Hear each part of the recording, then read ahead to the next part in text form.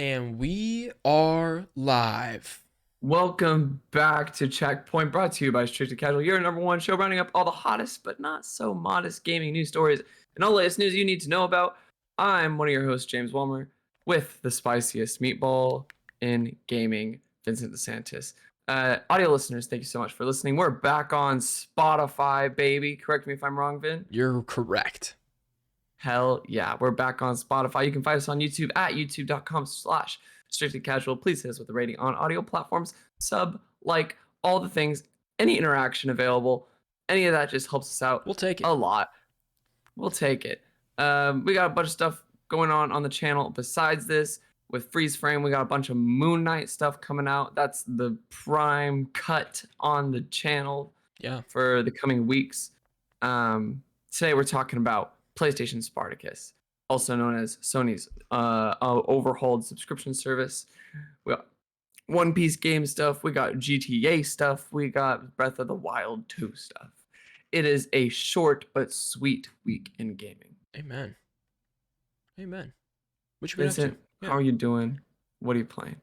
I'm doing all right. It's been a hectic week in terms of just work stuff, so not a lot of gaming happening for me right now. But I did finish Anno Mutationum, which was tons of fun. It was really good. I had my gripes with it for sure, but I had a great time with it. The world is cool. The characters are cool. And yeah, I was pretty much what I expected out of that indie game, but I loved it. I have my review written almost. I just need to record it and edit it, but I just got to find time to do that, which is the tough part right now. Yep. And then I played a little bit. Oh, I played Fortnite No Building this week. How was it? Kind of fun. Played with John and Cheesy. It was kind of a good time. Yeah. Sounds fun. Got the dub. Sounds like a lot of fun. Yeah, it was good. Then, actually, aren't they releasing that as a separate game mode now? Yeah, so they updated it so you can play both with and without build. So very cool. It was good. And you can slide. What are the server populations looking like? Great question. But we found matches instantly. Wow. So okay. I don't know. I mean, Fortnite's player base is so huge. So freaking gigantic. But yeah, the sliding's interesting. There's mantling now, so you can kind of like jump a little bit higher and mantle over stuff because you can't build up anymore. Right. The guns are way different, so I have no idea of like what these guns do. So it's like I'm experiencing like learning things all over again in that game, which is kind of cool. Yeah. That's fun. Yeah, I like that a lot. It was a good time. I enjoyed it. I finished The Wolf Among Us. Nice. How did you like it? It was great. Oh. Great ending. Talks a lot about justice and punitive justice and what is retribution, like what is really the just thing to do when you have these crime lords who are ruling your town. So a lot of good character interactions. It definitely leaves on a cliffhanger, which like there's one decision at the end of the game where you can choose to let someone go or follow them, and I chose to follow them. And then like the moment that you click that decision, cuts to black. Of course. And so they're going to make you wait so many years. When did it come out? 2014?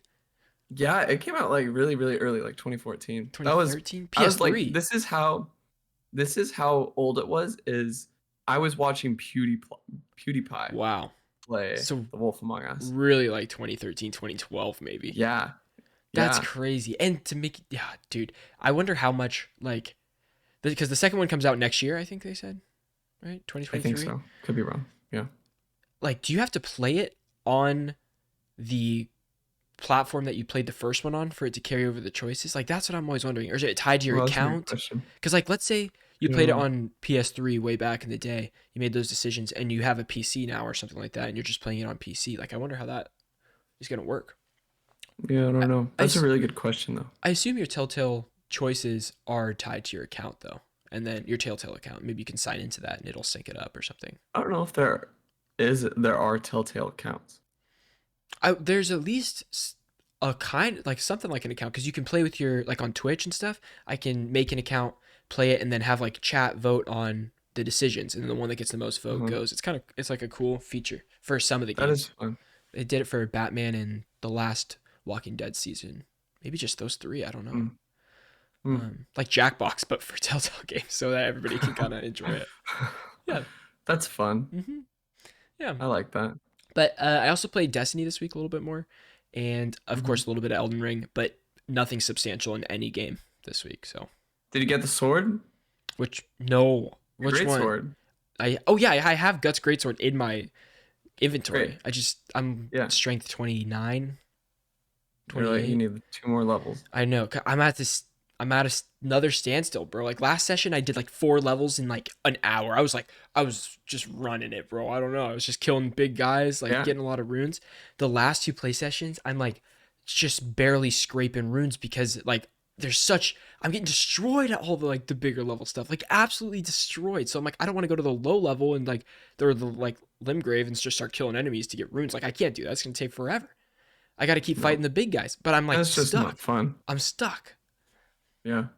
I'll break it. I'll break through. I'm in. Where are you stuck? Where are you stuck at? So right now, like the current thing I'm doing is I'm in the library place about to defeat the Red Wolf thing, or the Red Wolf in the hall or whatever. Yeah, I know what you're talking about. The problem is the Site of Grace is so far from that. I lose so much health getting to the actual fight that I don't have enough to fight him. Are you greedy? With what? Said in general. In general? Are you sure? No. Yeah. Are you greedy when it comes to runes? Like, am I just scared of losing them, kind of thing? No, not are you scared of losing them. Yeah. Will you not run past enemies? Because this is what Gabe does. He'll be like, I won't run past enemies because I'll just fucking run past enemies to get through an area. But Gabe's like, I'm fucking greedy. Like, I want all of those runes. Like, I'm gonna fight everything in an area before I'm like, fuck that. I'm not losing my health before I get to a boss room. For the most part, that's what I try to kill everything. But in this specific case, I have attempted to run past these enemies, but it's all the spell guys. And so when I'm running away, I'm like zigzagging around, and I'm getting hit like so many times. Oh yeah, because you go like up that corridor to the left, and then it bends right. And there's 2 more. I kind of what I did was I kind of lured them out one by one. Okay. With the staircase. This is my I kind of just lure them out. So I get them one by one, and I'll just fucking bone dart them. Bone darts are like my best friend in Elden Ring. See, because I just use them to proc enemies. I haven't used a single dart in the game or throwing knife or anything. I should probably try that out. Yeah, you have to use the resources. I know. They don't have to, of course, but like they're so helpful. I know I should. In Godric's castle, I forgot the name of the castle, but in Godric's castle, Stormvale Castle, the birds with knife feet that would hold the barrels and they'd throw the explosive barrels. Yeah. If you throw something at them, they'll drop the barrel. That's pretty nice. Because those guys, I had just been. You don't have to. Like, I would notice when their animation was started, them throwing, and then I just wait till it's like very close to me, and then I just roll back real quick, and then they come in for the second attack, go for the shield, and then they get like kind of stunned. I can do that like power attack or the R2 attack after I block, counter attack, and then they fall and I can kill them right away. But that took a long time to like figure out the best way to take care of those guys, which is cool because like now I know when I run into one, I'm like, I got it. I know what I should do there. And that's the essence of a Souls game, baby. It was cool. So I do want to play so much more. I think this weekend I have a little more time, so I might do a long Elden Ring sesh this weekend. Try to be sick. Farther. I think I'm level 51, 52 right now. So okay, you're catching up to me, Finn. I'm like early 60s. Okay. Yeah, like 62. There was a couple days where I just had huge progress, and a couple days where I felt like I did absolutely nothing, like nothing of value. That's how it goes. Yeah, that's how it goes. But we're doing good. I also jumped into Fall Guys a lot this week. Yeah, you did. Any that crowns? Is kind of the weeknight game. Jump in with the buds, play a few games of Fall Guys. Yeah, because it's just so much fun, and we're still getting to content that we haven't seen before, like maps and stuff. There's just so many different maps and stages and things like that we like. The later ones, like the Fall Mountain and Hexa Tile or whatever, are both pretty consistent, like last round games. But it's just been fun jumping in there with a bunch of friends. Still a lot of laughs. It's a good time. Yeah, I love it. I got to download it. I got to play with you guys sometime. It's a good time. They added a new one that I saw last time I played where you're in the middle and there's these like bars coming across like different directions That one was like so tough. I just played that one like 3 times and I did not pass it each time. I was like, dang. It's so tough. There's some really, really hard ones. Cool. So are we starting with Breath of the Wild? We can start. You take Breath of the Wild. Go for it. Let's do it. Start. Oh, I thought we just talked about doing Breath of the Wild first. Yeah, let's do it. Let's do it. Up. Okay, cool. Breath of the Wild 2 gets delayed. This comes from Polygon. Nintendo's long-awaited sequel to The Legend of Zelda Breath of the Wild has been delayed. The Switch game is now expected to release in spring 2023. Series producer E.G. Aonuma said in a video announcing the delay of the still untitled Breath of the Wild sequel, saying, quote, "For those of you who have been looking forward to a release this year, we apologize," Aonuma said. As previously announced, the adventure in the sequel will take place not just on the ground as in the previous game, but also in the skies above. However, the expanded world goes beyond that, and there will be an even wider variety of features you can enjoy, including new encounters and gameplay elements. In order to make this game's experience something special, the entire development team is continuing to work diligently on this game. So please wait a little while longer. Aonuma's announcement video also appears to show a tiny snippet of new footage from the Breath of the Wild sequel leak, where Link unsheaths his Master Sword, which looks different. It looks broken. Yeah, it's just broken. It's broken. There's like stone on it to like, or something. Yeah, I don't know. Or it either just looks kind of like fluidy. Yeah, that's at least what I got. It's just kind of like warbly and kind of like distorted. So did you see, like, when this trailer played, in the subtitles, it said there would be changes to gameplay mechanics or something like that. And a bunch of Twitter automatically defaulted to, they're getting rid of weapon durability in Breath of the Wild 2. What do you think about that? I like the weapon durability. Right. I think it's a lot of fun. I think it... Okay, so in relation to whether I think this stands, I think that's a weird conclusion to come to. I saw a lot of it. Yeah. I know, but I think it's a weird conclusion to come to as a result of that video. I see that maybe, like, I don't understand how that ties in because the Master Sword didn't degrade in the first game at all. So if anything... Well, it was a 15-minute cooldown or something like that. It was a 15-minute cooldown, but it doesn't ever break. Right. You know? So I don't know. I don't know how you get to that conclusion. Yeah. I think the weapon durability... I think it's something that causes the player to be creative and to use everything that they have at their disposal. I guess the only argument that I think is really valid is it not having weapon durability makes it so that you, like, Nintendo would build in very intentional, like a smaller set of weapons essentially, or maybe one, because it's not very common to have multiple weapons in a Zelda game. You kind of just run with the Master Sword. Right. Well, normally it starts with a basic sword that's not the Master Sword, and then like halfway through the game you get the Master Sword, and that kind of becomes your mainstay. And then you have like gadgets and things that kind of help you out on the side. Like that's with Wind Waker, you have different songs for your you know, whatever you would call that. Or you'd have like a Korok leaf or things like that just kind of like age you more gadget type things.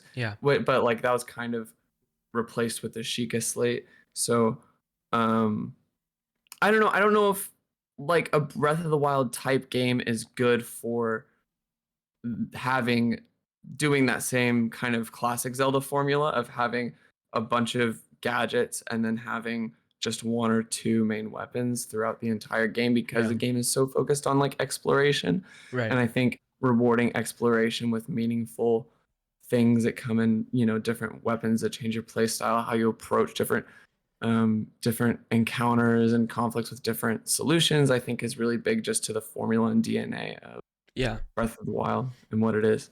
It's interesting because I don't think this announcement is saying that there's no weapon durability anymore, but when I'm curious to see what Breath of the Wild 2 would be without weapon durability. Like I don't really know, because like you said, the weapon durability is pretty important to like the exploration side of the game and the experimentation part of the game, which is what like those two things, the exploration and experimentation, are like the top reasons that Breath of the Wild is so good.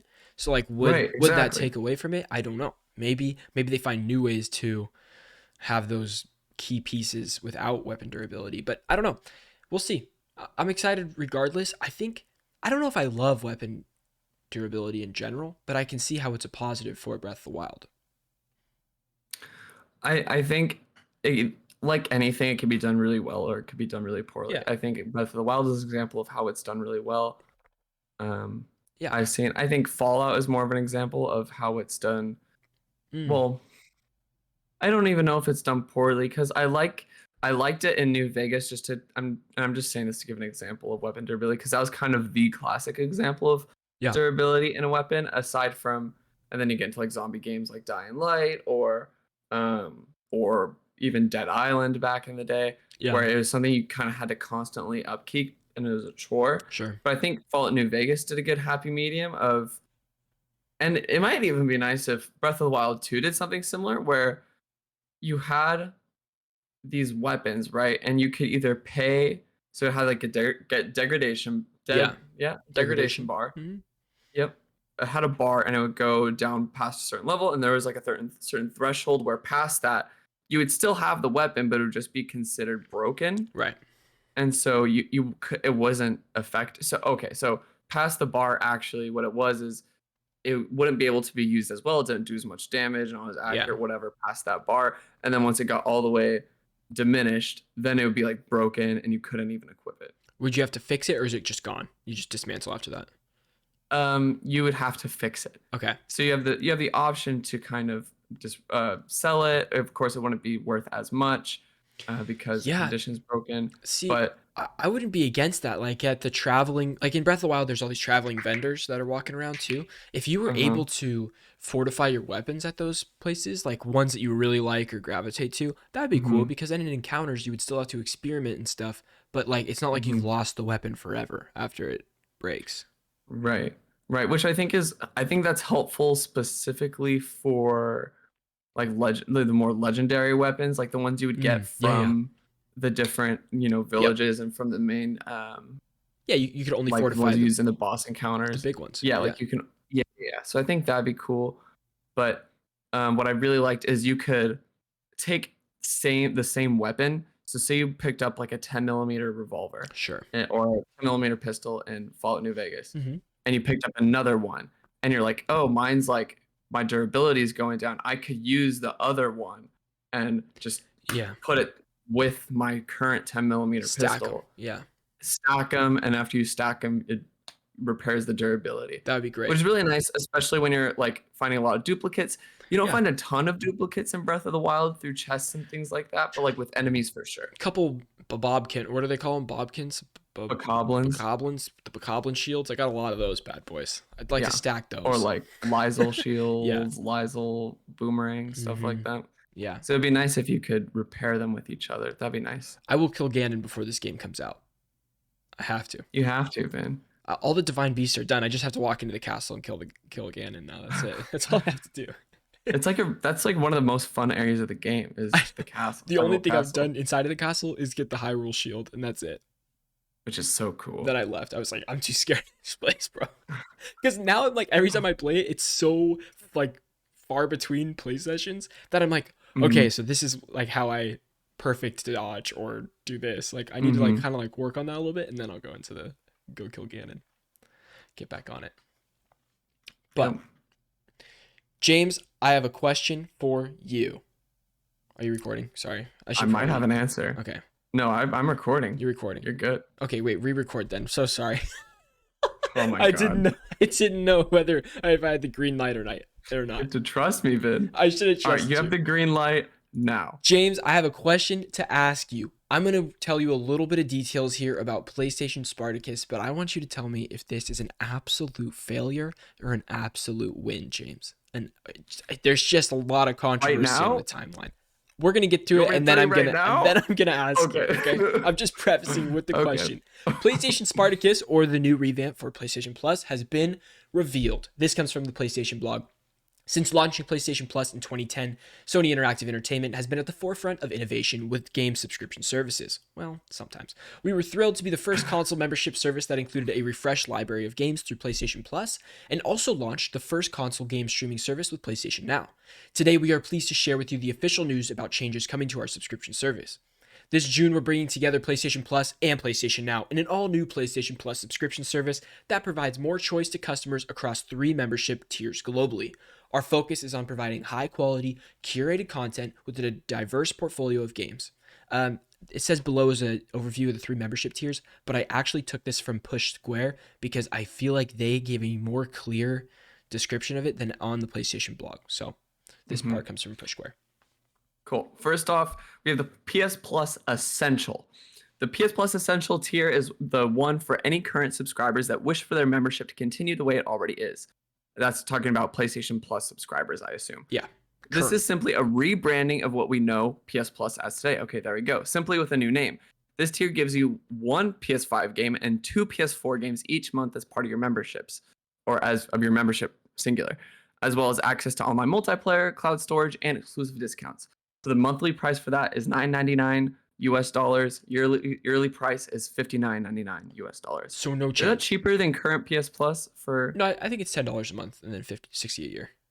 Yeah. Okay, I thought it was $70 a year for some reason. But this goes on sale. The year stuff goes on sale quite a bit. So like I saw, Nibel tweeted this. He's stacked like till 2027. Because he got it for like $30 or something, or $25. So he stacked up. He's like, this could be the worst decision. Like, let's say they change the tiers. Like, this might be a terrible decision for me. Like, I don't know.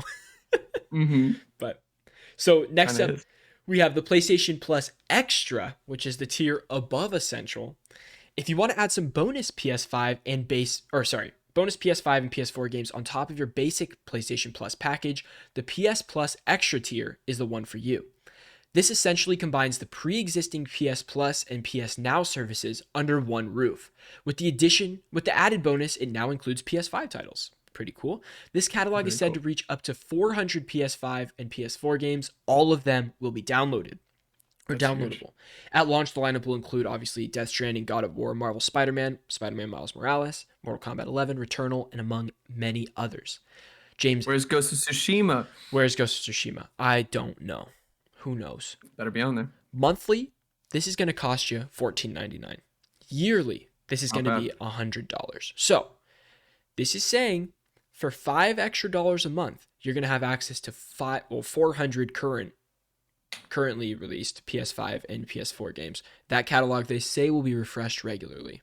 So, I don't know if that means they're taking away or just adding to that catalog. But so you're going from the $60 base, and then you have the $100 extra. That's the yearly prices. And then we're going to bump it up a notch. Because next we have the PlayStation Plus Premium tier.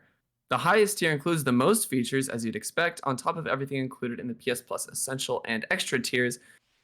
You'll also have the ability to stream PS3 games to your console. These titles are only available for streaming. Download options won't be present.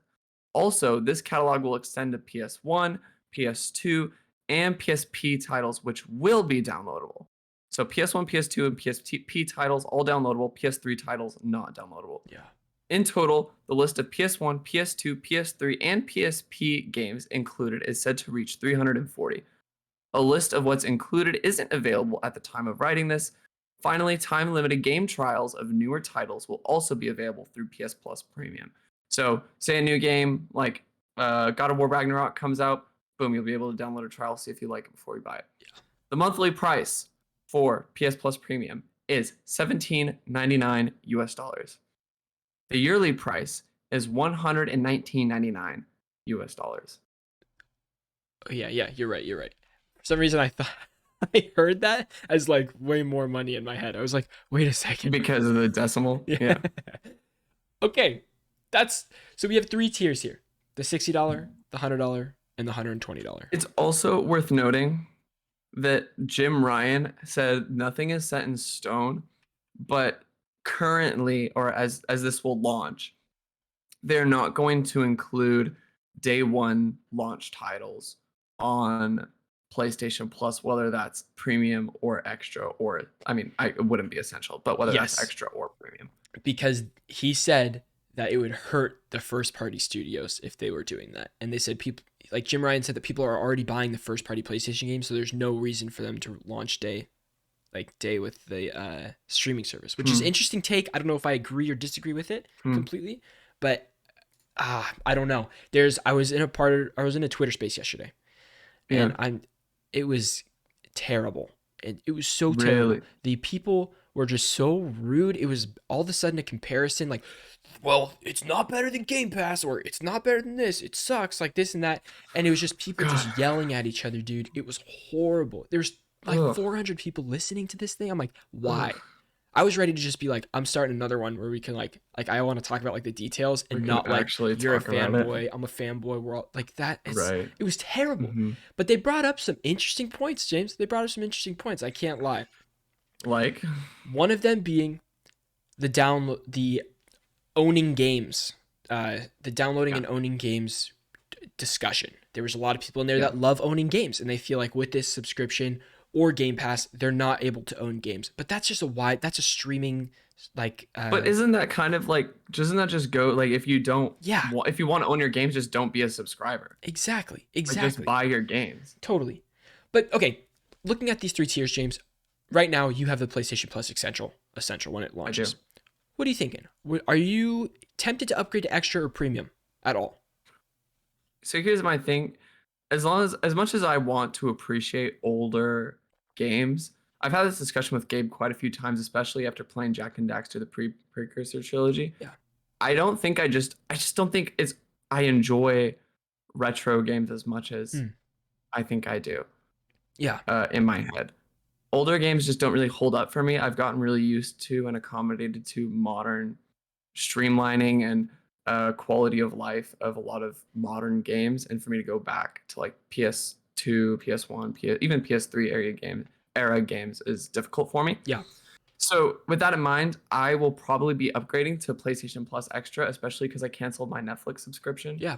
So I'm gonna put in a little more money into PlayStation Plus Extra, see if I can play some of those PlayStation 5, PlayStation 4 titles that have been really difficult for me to justify buying because of, backlog and everything. Like seeing Death Stranding on here, I'm like, damn, this is one of those games. I was like, I just don't want to shut my. Do you know what I'm really hoping for, Vin? What?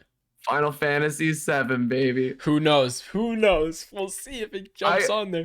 I think that has a high chance of being on here. Yeah. Because that's kind of like one of the Sony games that I feel like just makes sense to be on this platform. Yeah. For me, I would say the Extra tier is looking good. I'm not going to go for the Premium tier. I know it says, I know it's great. You can play PS1, PS2, PS3 games. I have those consoles. So if I really, really wanted to jump back and play something, I'll probably play it on there. And those times are so few and far between. I'm not... Right. I'm not playing through. I mean, there's a couple examples. Like, I want to play the Metal Gear games. I want to play all the way from Metal Gear 1 on the PS1. So I could see myself subscribing to Let's say Metal Gear comes to this. I would assume it's coming to this. I would hope and pray it's coming to this. Yeah. I could see myself subbing for a month or something to be able to play those, because getting the discs for those is so tough. I know I can buy an emulator or get an emulator and do that, but I kind of want to just have that experience, I guess. Yeah. So I could see myself subbing for a month or something if I'm trying to play an old game that I'm not able to get my hands on. But I don't need to do this. I don't want to pay for the games that I might already have. I have a huge library of PS1, PS2, PS3 games, the discs, in binders. I got it all set. I don't want to pay to play those games, which is another argument I heard on the timeline yesterday as Xbox. If you put in the disc to an Xbox and stuff, you can run that version. That's huge too. And that's what I want. That's really this is huge. great. Yeah. This is awesome because people will pay this for the convenience factor, and it works for some people and it makes sense. So that's great. I'm happy they're offering this. But the thing that is blatantly missing from all of this is I would love to put my old disc in a PlayStation and then be able to play the game. Whether that be stream the game just with the disc giving access to stream the game, or actually being able to download and play that game on the console, right? Right. I think another thing that is missing from this that Xbox does offer their Game Pass is there's no mention of sort of upscaling or higher frame rates or any sort of game boosting to any of these retro titles, which I think they're in desperate need of. I mean, when Sony initially released like old PlayStation 2 titles on PlayStation 4, there was that kind of upscaling to 1080p, but not necessarily of the frame rate to 60 frames per second, especially because a lot of these older games do run at 60 frames per second, but just as really, really low resolutions. Sure. And I mean, and the technology, like you're playing that on a CRT exactly back then. So exactly, and a lot of the like those games that were played on CRTVs need to kind of be like a little refresh and upscale because it's a different experience going from a CRT to a HD 4K, whatever. These new digital format TVs. So I would love to see something like that, but it's just not here yet. Yeah. So like again, I might sub for premium for a month if I have something, but I think PlayStation Plus Extra, like I'm not going to jump the gun and like subscribe to this now, like right away. I'm going to kind of see how that's going. Like, cause the thing is, I'm glad that Extra allows you to download games, because if you just were streaming those games, I would not upgrade. And for the first party games, like I like to own those games. Like I love to own the first party games, but everything else, I totally don't mind playing just like the downloadable or I don't know, all that. But and then you go. Going back to the discussion that Jim Ryan said, like not owning these games and not buying them hurts the studios. It goes back to that conversation. First party. Yeah. Right. Oh, right. First party. But I'm just wondering, like we talked about this before, but how does that money from these subscriptions actually get distributed to the studios? Which is still a lingering question that I haven't heard any journalists talk about. I would love to hear from a journalist who knows that like side of the economics to explain that to me. But my assumption is some of them get paid for it in a lump sum in the beginning, and some of them get paid I feel like that's a different deal per game, per studio, per thing. Sure. Like an indie game, it might be a huge they buy the game. Not buy the game, but like they give a huge lump sum, like this is how much we're going to give you to have the game on our platform. Whereas like maybe when Destiny was on Game Pass, maybe they were paid a certain amount of money, like it's a bigger game, so like people are playing it for longer and stuff like that. Whereas the indie game, people might play for a while and just hop off. So I don't know. I'm curious about that. That would make sense. But yeah, if I mean, again, if it just goes back to if you want to support the studio, buy the game. Yeah, right. Unless they're getting a great deal through this, because I mean, unless you're getting a great deal, and I want to be cautious, or not cautious, but just be sensitive toward like. I mean, I don't have the money to buy every single first-party game at launch. No shot. So this is like day one. I'm going to upgrade to PlayStation Plus Extra. Deadass. Like, but they're not doing day one games on PlayStation Plus Extra. So like, right. Yeah. So you'd have to wait a little bit until they get added, or how I don't know how that's going to look. If that's just going to be like, oh, like we don't actually have a certain buffer zone. They'll just be added when they get added, which would also kind of suck. I want them to kind of say, like here, like this is when like this you can expect this sort of time window, like what HBO Max is doing. Like it's going to theaters, but like like if it's a Warner Bros movie, they give the release dates like 2 months after it's in theaters. You'll have it on HBO Max. You can watch it, but that's usually a set date that you can find out before it even goes to theaters, which is pretty cool. Which would just be really nice to have. Yeah. But I'm interested, man. I can't wait to see, like, really how this goes. I mean, I don't want to get into the comparisons with Game Pass, because that just becomes a conversation. It's like, obviously, they both have very different features right now, and some people feel like their money is better spent at Game Pass. Some people might think this is where your better money's spent. But guess what? You can decide. You can decide. You can decide. Yeah. You have autonomy. Yeah. One last thing is this comes out in June. Yeah. June is also kind of when we expect to see a lot of almost like a PlayStation experience, a sort of like big state of play. Right. Vincent, do you think that this announcement and this new framework will play into whatever, like, I don't know whether they're going to announce certain things coming to the service even then, like, do you think this is the end of what we'll hear about this before it launches, or do you think the launch will kind of cascade into other announcements and times and things like that dovetail off of it in the June summer season?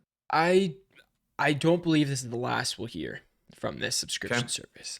I feel like they will detail it again before it comes out, and we might see some changes. I think there are some glaring just things here that are just missing or not enticing enough. Do you think that was intentional that they unveiled it early to allow the public to kind of give initial impressions and so they can hear the audience's reaction before they fully release it in June so they can make changes? I think that's a smart move. I mean, even through the PlayStation blog, they said that they don't have the lists.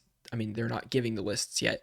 When those lists come out, that's going to be a big selling point. Like, oh, why? Oh, there's these games on it. Like, that might be a reason to upgrade or something like that. But I think there's more than that. I think there will be more than that. I just don't know exactly what yet. But I think you're going to get maybe 25% of your current PlayStation Plus people to even upgrade to Essential, and you're going to get maybe 10% to go up to Premium. Maybe 10%. You mean Extra? Sorry, Extra. Yeah. Really, I think Extra will be the main bulk of current PS Plus members. Okay. Because I think PS Plus members want more games.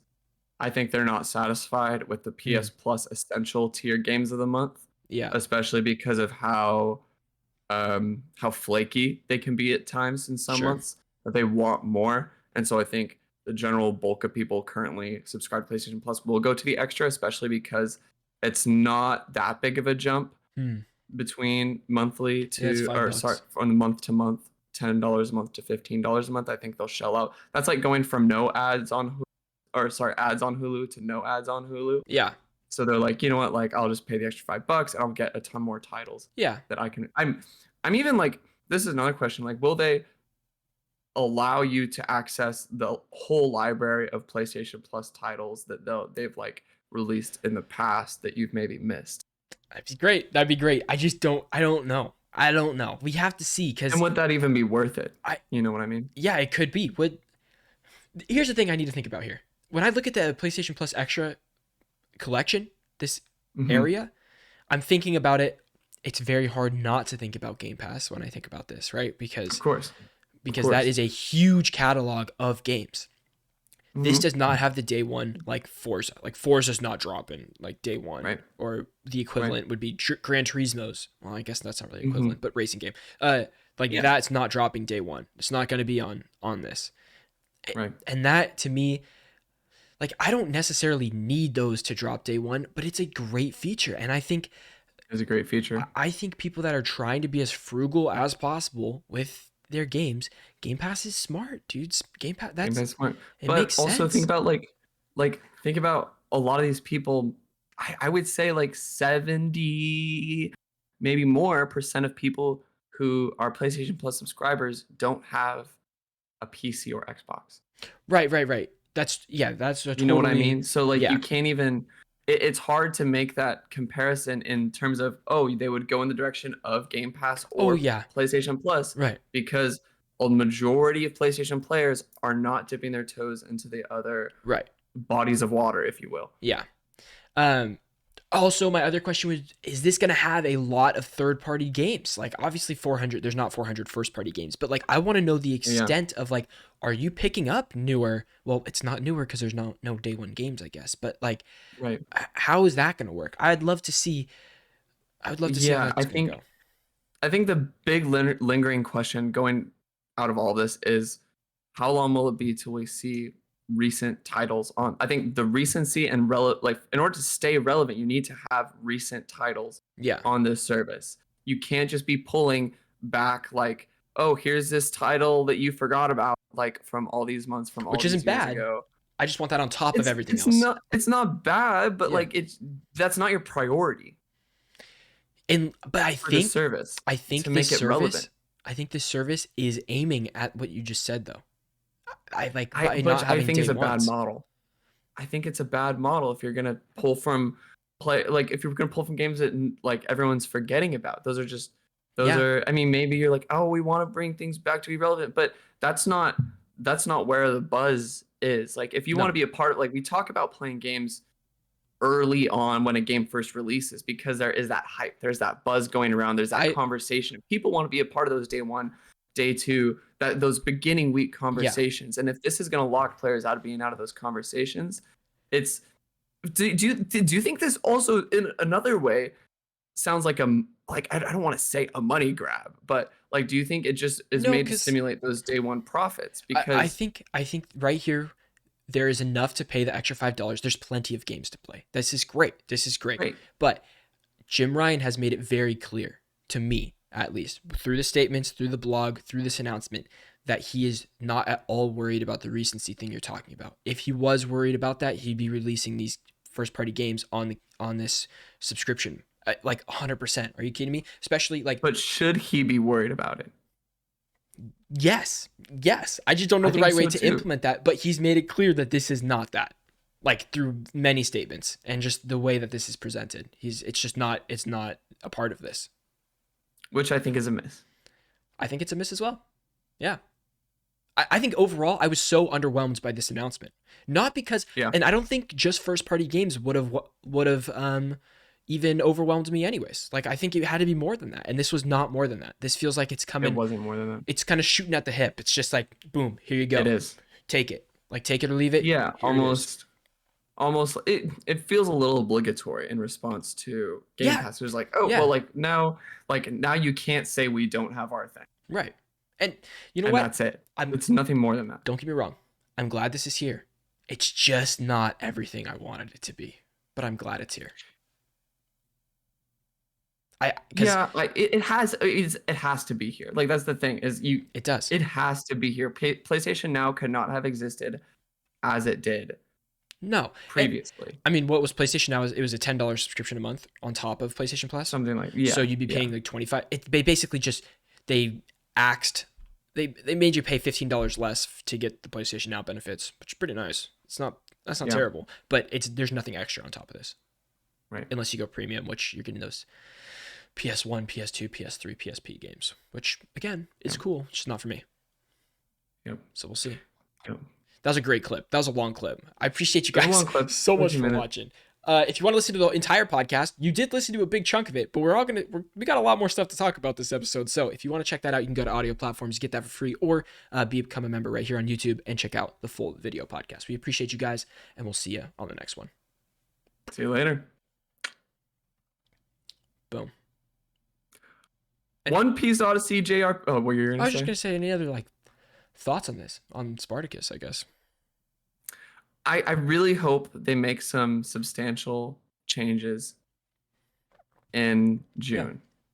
Me too. I hope they kind of iron it out and make it more competitive, because my biggest concern is and like I said before, people don't really have the option of a lot of people don't have the option of going back and forth between Game Pass or PlayStation Plus. But I think for people if we think about the percentage of people who still don't have next gen consoles, that is going into that decision of, do I go next gen on PlayStation or Xbox? Because they're going to go, like someone who is more concerned with frugality will say, this seems like a more affordable option, even though I'm still paying $500 for a console, or get an Xbox Series S. And they're like, this is Game Pass is a better, more affordable option, and I'm still able to participate in those day one game release conversations. I'm still able to get these games day one and feel like I'm in and current with these games at a lower overall cost,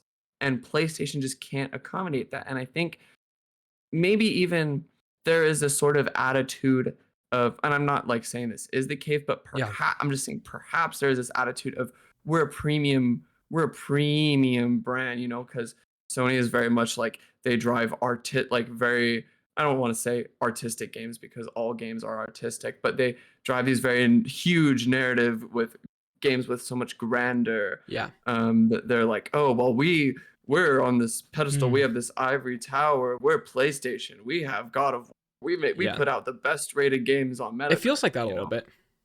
It does feel like that a little. So we don't need a Game Pass subscription, because we have the titles to, people come to PlayStation for the incredible premium titles, not because we're accessible, which, I mean, if it that is just a little pretentious.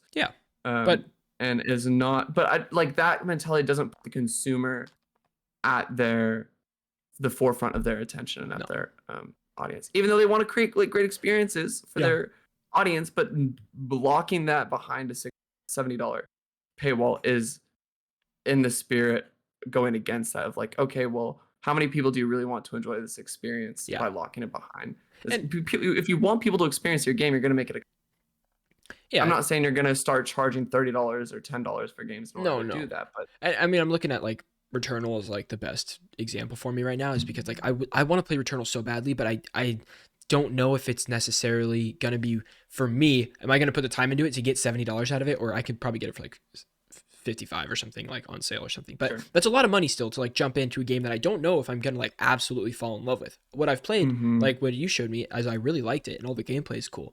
But this is cool. Like for an extra $5 for a month or something, I can download Returnal and like play it on this. But it's also not recent. The conversation of that is kind of over. They have the new updates, but yeah, we could get into all that again.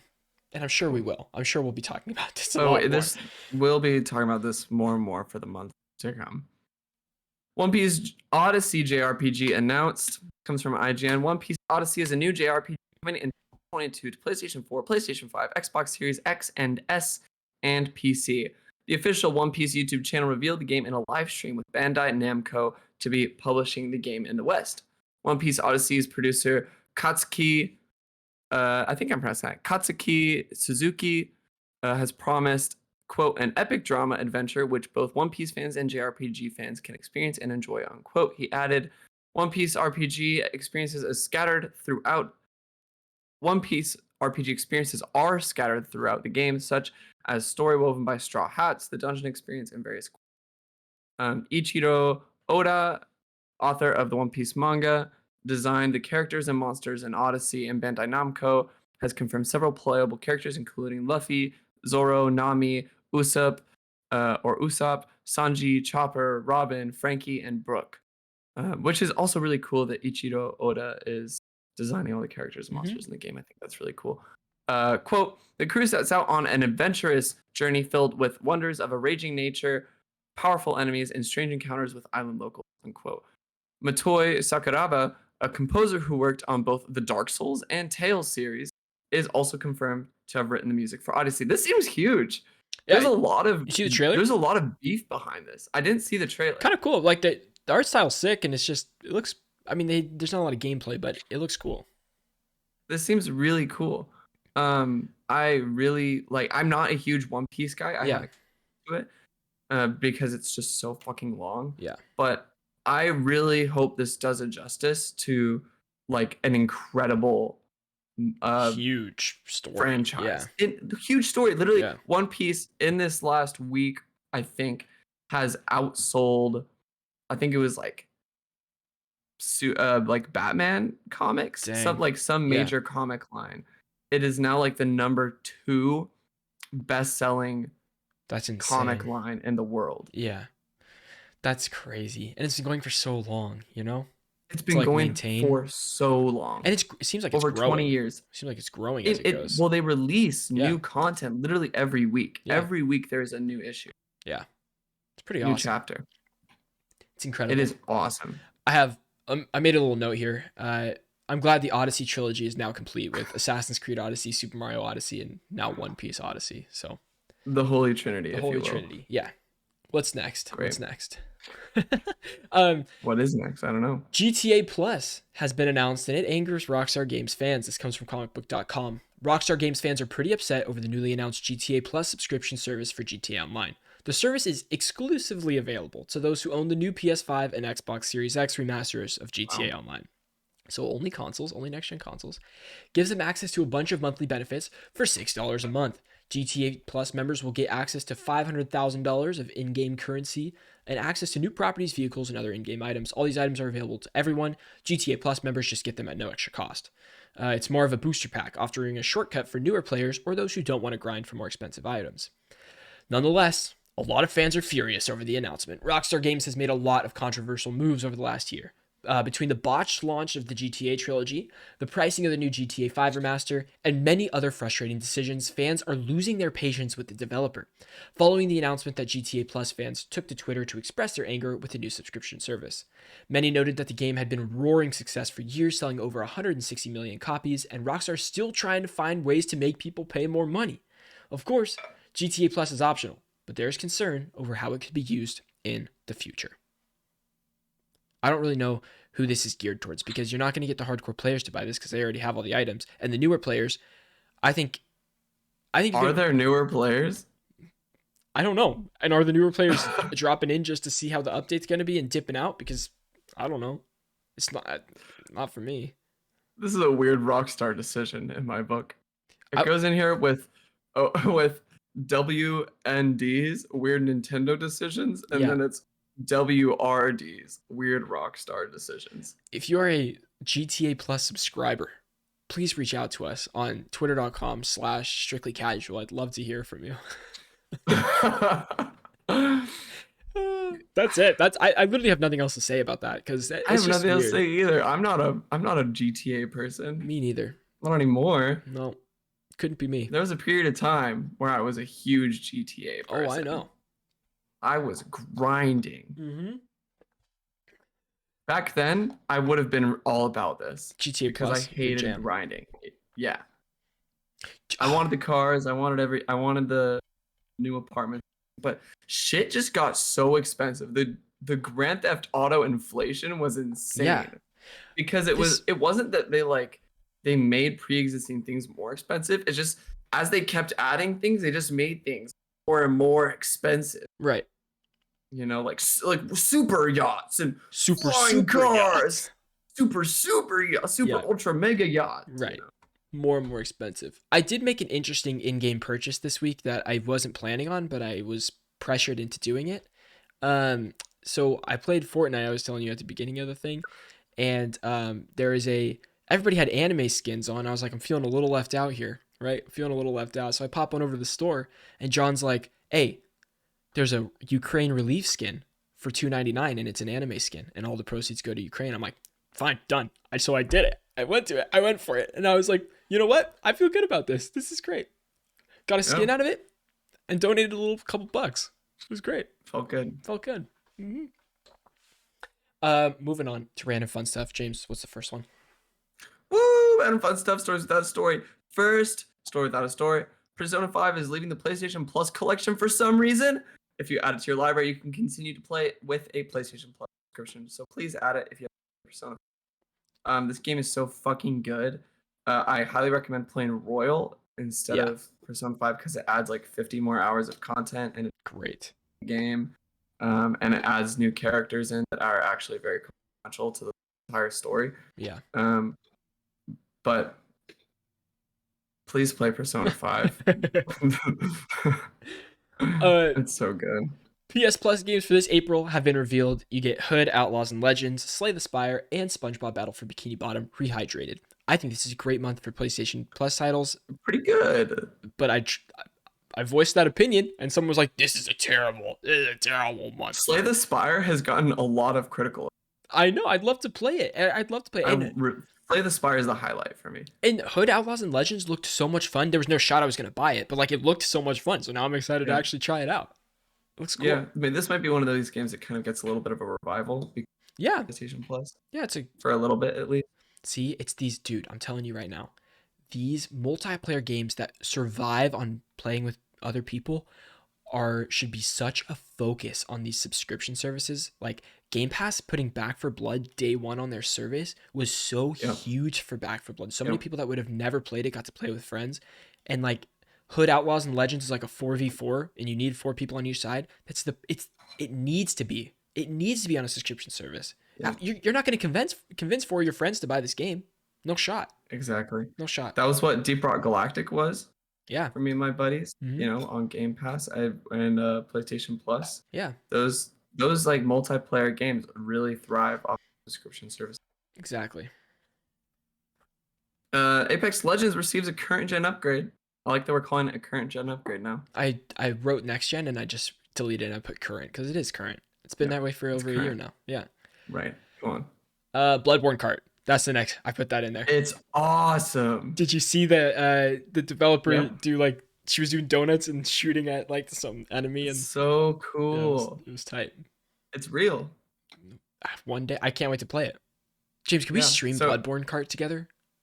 absolutely. Okay. Guys, if you don't know, the same developer, PlayStation remake of Bloodborne, also is releasing Bloodborne, same PlayStation 1 style. Yeah. Yep. Super cool. And then, okay, this morning we got a little weird announcement from the NZXT. It's called the or the Hands. It's a handheld console, and I'm 99% sure this is an April Fool's joke, but there's the 1% of me that thinks it's weird because they posted it the day before. But it looks like an April Fool's joke, so I wouldn't believe it if I were you. Yeah. Yeah. That's all. Yep. Superfuse is a new action RPG where the boys Diablo coming soon. It has a trailer out. You can check it out on Polygon. That's where they released a little bit of an article about it. But it essentially just looks like a cell shaded superhero Diablo, and it looks sick. Sci-fi. It looks really, really fun. Yeah, looks super cool. This is another one. Do you ever play Diablo? I've never played Diablo. I would love to. I think you would love Diablo. I know, and I know we've said this before so many times. I know, but you would love Diablo. Oh, I hope Superfuse is another subscription game because I would love to play that with friends. That would be a great Game Pass game. Yep, exactly. Guys, thank you so much for hanging out with us for episode 106. James, do you have any closing words before we finish it out here? Just thank you. Thank you. Thank you for listening. We appreciate you guys. Yeah, podcast services. If y'all are listening, please, a review really, really helps. So that would be dope. Mm-hmm. We Share love it y'all. to your friends. Yeah, and check out our TikTok. We had a couple hit 20K the other day. It's pretty cool. Cool. On our main page. Cool. So that's pretty nice. But we've been posting every single day on the main channel, which is so sick. Hell yeah. So we're trying to keep that streak alive, baby, which means we got to record a couple more after this episode. Guys, we will see you next week for episode 107. These numbers are just gaining, baby. Just gaining. Just gaining, baby. Love it. All right. See you guys next time. Bye-bye.